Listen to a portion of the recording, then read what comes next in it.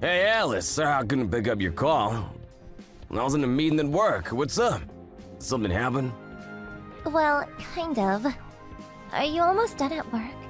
Yeah, I was getting ready to go soon. Okay, good. I know this is a bit sudden, but can I come home to live with you again? Like, from today. I'm on my way to your office now. What, on your way here? And you want to live with me? I thought you wanted to live with your mom. Well, yeah. But I'm done with the revenge, so not anymore.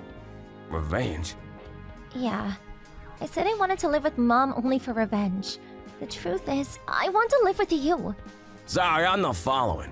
Did you do something to Mom? Kind of. And we're sorry for putting you in the middle of everything, and we're sorry we decided to divorce out of the blue, but it wasn't just your mom who made the decision. I agreed in the end, too. No, that's not why I wanted revenge. Hey, Dad, let me ask you before I go on. You were over Mom, right? Well, yes. After all she said to me, let's just say I don't wish for us to start over. Okay, that's good. Listen, this might be a surprise, but you need to know something. Okay, what is it?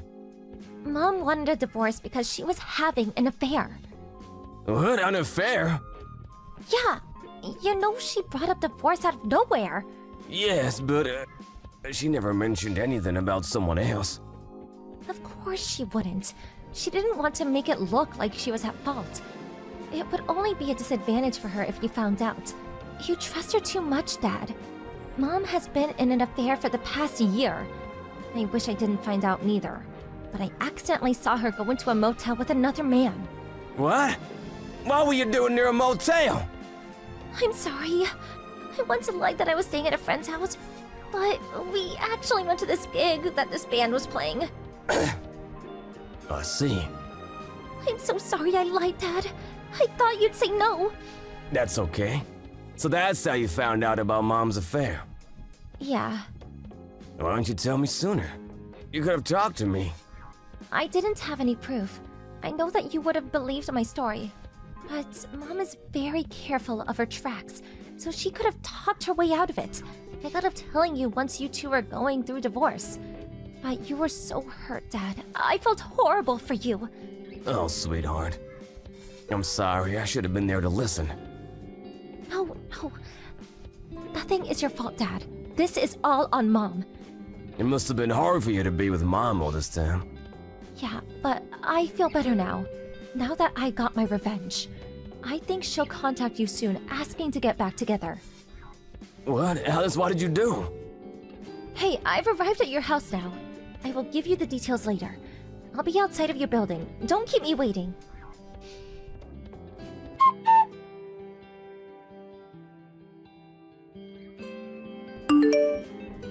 Hi, Daniel. How are you and Alice? You're doing well. Sorry about her moving back. I might not have been the best mom for these past months. I've been busy trying to find a job, so I haven't really been there for her. You said she wants to live with me going forward. That's okay with you, right? You did say she's old enough to make her own decisions. Yes, she already messaged me too. She said she can't live with me anymore. I didn't realize I was such a bad mom for her. She says to change legal custody too.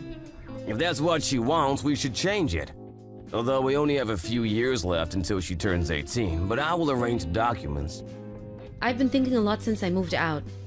About what? You know, if I should have stayed. What are you saying? Do you regret getting a divorce? What if I say I do? Now that I'm on my own, I finally realize how much I've been dependent on you, Daniel. I thought I would be happy with Alice, but nothing seemed to go right. All I could think about was how great you were as a husband. Just as Alice said. What? Your guy left you, didn't he? Huh? What are you talking about? There is no guy. Stop playing with me. Alice saw you go into a motel with another man. She's so wrong. That was not me. I had never been to a motel with someone. You can't prove anything. Yes, we can. Alice decided to live with you for a while so that she can collect evidence.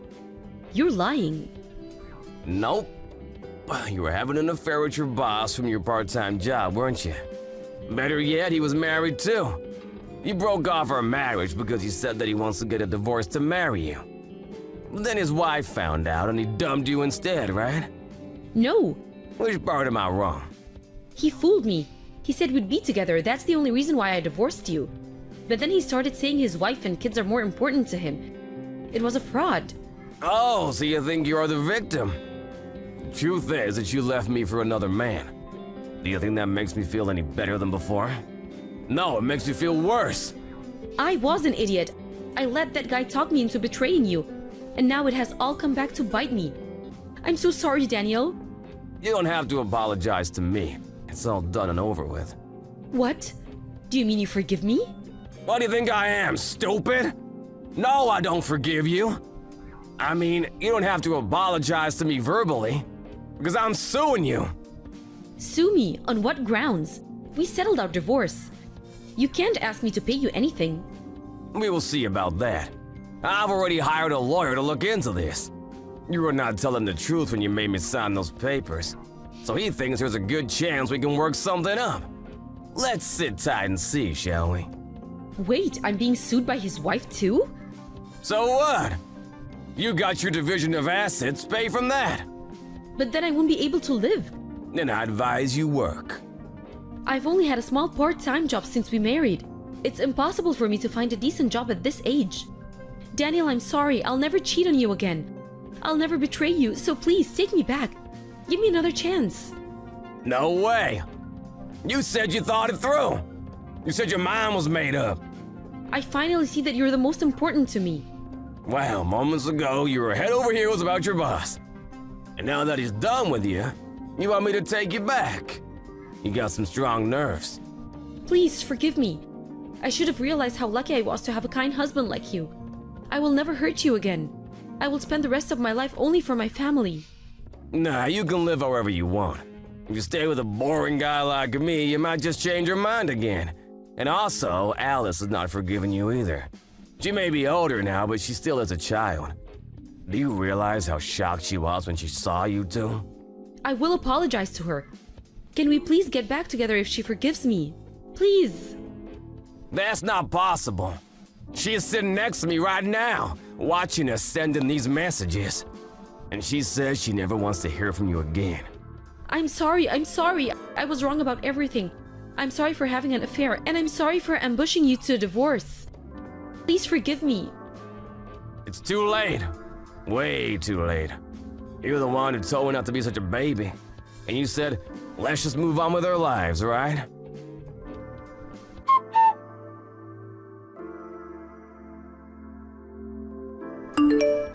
Afterwards, my lawyer found a way to sue my ex-wife and her boss. I knew by suing her boss, there was a possibility of him and his wife getting a divorce too. But I heard they chose to stay together because their children were still very young. In the end, Trisha lost the majority of her division of assets to pay me and his wife for her wrongdoing. Trisha, broke, tried to get help from her own parents. But Alice had already told them what happened. Furious, they didn't let Trisha set foot in their home. I don't know where she is now, but I haven't been contacted by authorities or anything, so I'm pretty sure she is alive. I wanted to sue her for child support, but I haven't been able to because her whereabouts are unknown. After what we went through, I'm living happily with my daughter. Although it's just the two of us, we haven't had any problem from not having Trisha around. We have been managing well. We bought several new appliances to make up for the lost manpower, and it's been working great. By the way, in case you were wondering what my daughter did to get revenge, she found proof that the two were having an affair and shared it with his wife. She seemed satisfied that she got what she needed to get. But after seeing all the evidence she collected, I felt horrible to have made my daughter do such things. I was completely useless from the shock of the divorce back then. If I had been stronger and smarter, perhaps I could have taken the hard role she took on. When I heard the details of her revenge, I felt so horrible that I could not help but cry from regret. She always acts cool, but deep down I know she is very hurt. So my top priority now is to provide her a safe home full of love. Alice being a teenage girl, it's hard not to be an embarrassing dad, but I will do whatever it takes to keep a smile on her face and show her that love without betrayal exists in this world. Hi, Steve. Sorry for calling during work. Are you free right now? Yeah, what is it? Strange getting texts from you while at work. Me and Amanda haven't been feeling well since this morning, remember? We just went to the doctor. Oh, you did say something like that this morning, didn't you? So, what did the doctor say? We caught the flu. What, really? Apparently Amanda got it from someone in kindergarten. They did say something about the flu going around. I'm sorry. It seems that I wasn't careful enough. From kindergarten, huh? And you? How are you feeling? You have a fever or something? Yep, just below 100 degrees. My body aches and my head hurts. But it doesn't really feel like I caught the flu. It's much worse for Amanda, though. What's her temperature? A bit over 100. She just keeps sleeping, and whenever she wakes up, her face is red. It looks like the symptoms are much harder for her. Okay, I got it. That's good and all, but what are you telling me I should do? I can't just take a break, you know? Can't you just do something about it? I know it caused you trouble, but can't you at least have a bit more sympathy? Who cares? Decide what to do about this is more important. I've got to take a break for at least 1 week if I get the flu as well. That just can't happen. I'll wear a mask at home, but it seems that it's hard for Amanda to wear one. You'll just have to bear it, I guess. We'll separate the rooms. You'll take care of Amanda, right? Tell her not to go out of her room too much as well, will you? Then it won't matter whether she's wearing a mask or not. But I got the flu as well, remember? But you can still move around, right? That means you should be able to take care of Amanda. Or are you saying that it's alright if I get the flu as well? Why are you always like this, Steve? All you think about is yourself. Can't you at least cooperate a little? I would, if you were so sick that you couldn't move around. But that's not the case, isn't it? So just take care of Amanda for me, will you? That's not what this is about.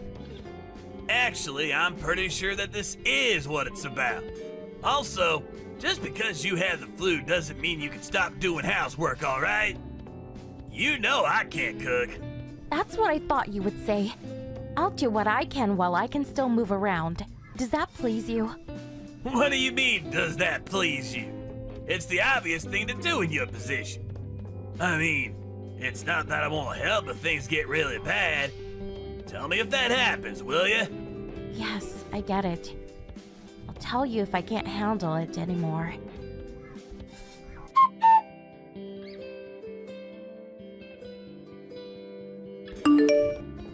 Hi, Steve.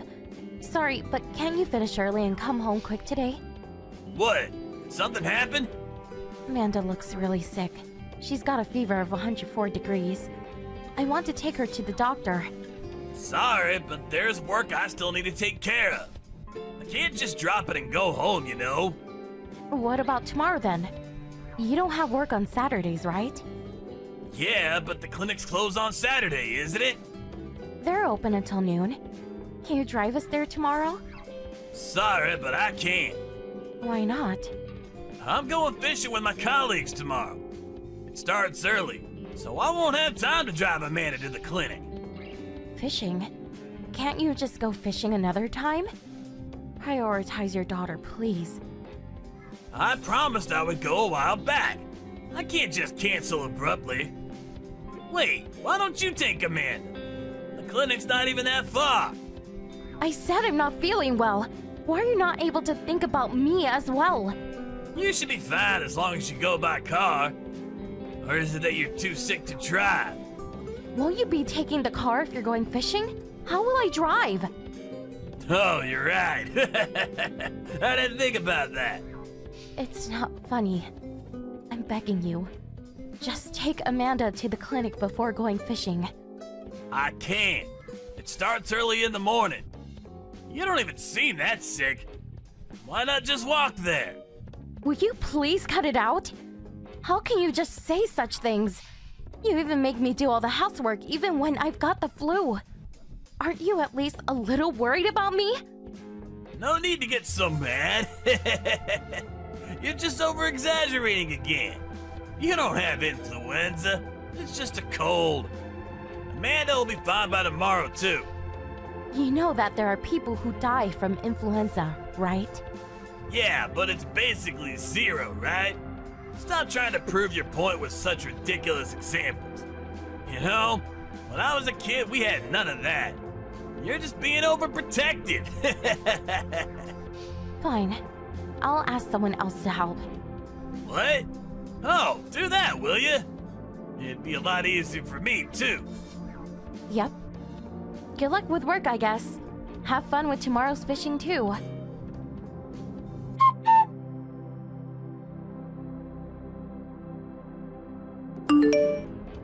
Well, who knew fishing was so fun? Did you see that picture I sent you at noon? It was huge, wasn't it? Oh, yeah, I saw it. I'm so glad you had fun. What's your problem? Hey, never mind. I was expecting you wouldn't be able to understand. Then why did you ask me in the first place? You know I'm not feeling well. It'd be nice if you didn't bother me with all this other stuff as well. Well, I'm sorry. Wait, you still had the flu? It's already been 1 week, hasn't it? It's only been 4 days. Amanda and I can barely get out of bed. I told you yesterday that Amanda's condition was getting worse, right? Oh, I guess you did say something like that. I wonder what I should do. Do about what? I finished fishing, but you two still had the flu, right? Looks like Amanda's gotten worse, too. I don't want to catch it, so I'll just stay over at a friend's house. Besides, I don't have work tomorrow anyways. I see. Then I guess that settles it. I'm not going home either. You know, we should just sell the house. What? What's this about suddenly? I mean, the house we have now was meant for the 3 of us, right? It'll be much too spacious just for you when the 2 of us are gone. It'd be better if Amanda and I just moved to a smaller house. Wait, hold on! I have no idea what you're even talking about. Why are you suddenly talking selling the house? Won't it be lonely for you in our current house once the 2 of us are gone? You'll see that it's quite spacious once our stuff is gone. I have no idea what you're talking about.